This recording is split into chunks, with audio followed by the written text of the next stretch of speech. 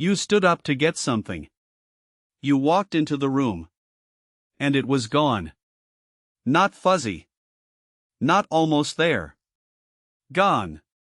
Now here's the part that sounds made up. The doorway did it. Not your age. Not your attention span. Not the fact that you're tired or on your phone too much. The actual doorway. The physical act of walking through it. Researchers have tested this, and they can make it happen to you on demand. The person who proved it is Gabriel Radvansky, a psychologist at Notre Dame. His setup was simple. Participants picked up an object, carried it somewhere, and put it down. Then they were quizzed on what they were carrying. Half of them walked the same distance across one large room. The other half walked through a doorway. Same distance. Same task. Same amount of time.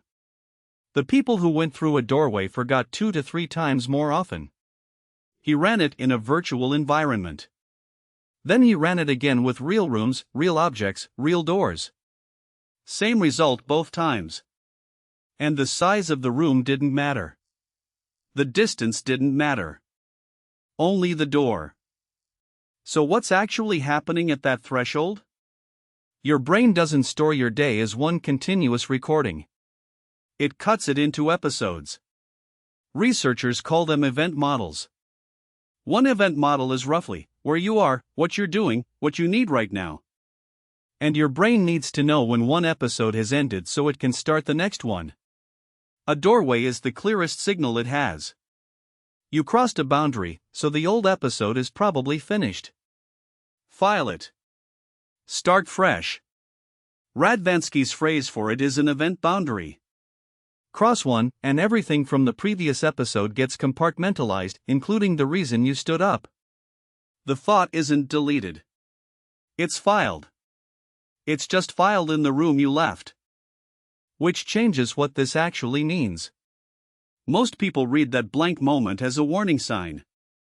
A memory problem. Something starting. It isn't.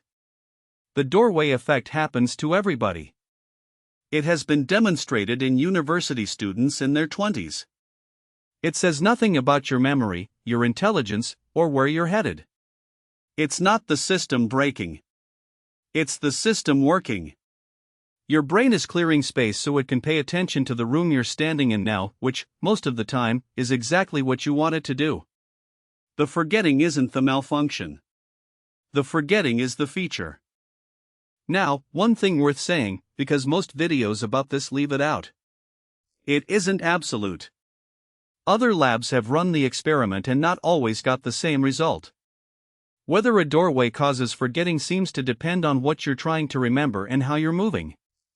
And a 2026 study from Radvansky's own lab found something stranger still. Sometimes an event boundary makes memory better, specifically for things learned right at the moment of transition.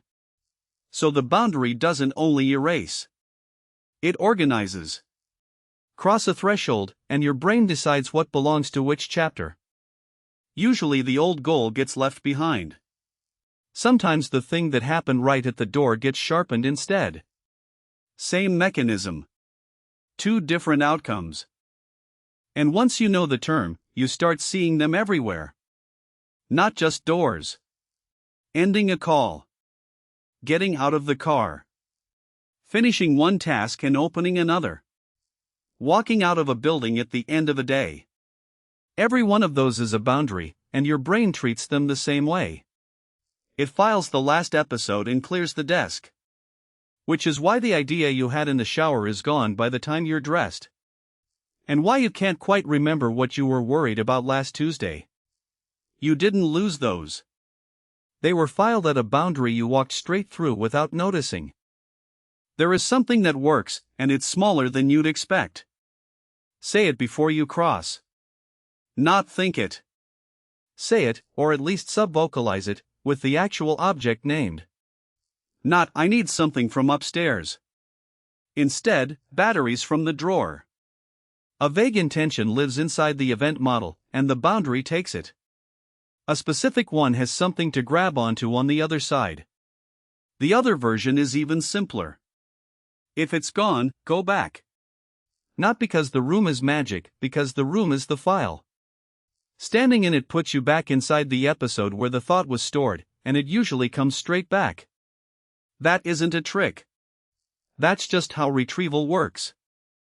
So the next time you're standing in a room with no idea why, you didn't lose your memory. You crossed a boundary. Your brain closed a chapter it had every reason to think was finished, and it did it in the time it took you to walk through a door. That blank moment isn't a sign of anything going wrong. It's the sound of a filing system doing its job slightly too well.